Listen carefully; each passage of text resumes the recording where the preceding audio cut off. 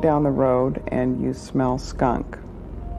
That's a very distinct odor, and you say, oh, a skunk was near here. Something happened near here involving a skunk. It just leaves an impression in your brain that you don't forget. Now, with the suspicion of cyanide poisoning, Sue Snow's blood sample was sent for a special test, one not usually performed in a routine autopsy. An acid solution separated the blood from any possible cyanide molecules. After mixing, the test tube was sealed with a special reactive paper and then heated.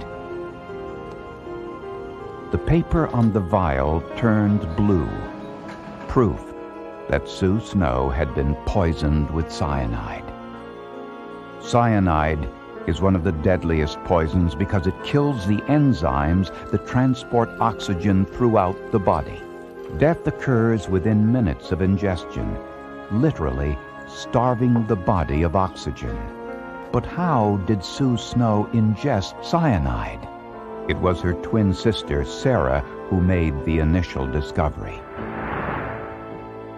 On the day of Sue's funeral, Sarah looked for some headache medication in her sister's kitchen and found something suspicious. Sue and I both took Excedrin tablets. When we got there, I went to the kitchen to get her Excedrin to take, and it was capsules, and she never took capsules. Lab tests confirmed Sarah's worst fears. Cyanide was found in 9 Excedrin capsules in Sue Snow's kitchen. Sarah Webb came within inches of ingesting the tainted capsules herself. The family suspected that Sue's new husband, Paul Webking, put the cyanide in the Excedrin. He was very uptight and very nervous and made crude jokes, it seems, occasionally, and it was just the way he was dealing with the situation, and it just rubbed me wrong. I was dealing with it differently. Paul Webking had been married 3 times before and had been married to Sue Snow for just 6 months. He was a long-haul trucker with a hard, gruff demeanor and was not as financially successful as his wife.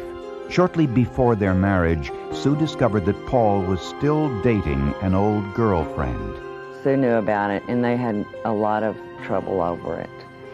And finally, he told Sue, well, I'm not going to see this girl anymore, let's get married. And they got married, and 6 months later, she's dead.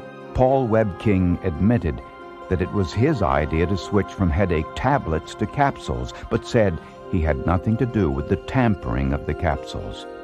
The manufacturer of Excedrin capsules wasn't taking any chances. They